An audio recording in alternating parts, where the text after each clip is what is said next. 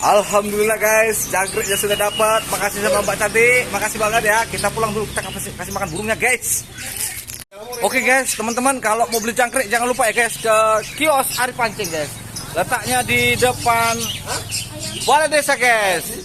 Kebetulan ini jangkriknya kita sudah bayar, kita pulang dulu, kita kasih makan burungnya soal lapar. Aduh. Ayo guys, kita berangkat pulang.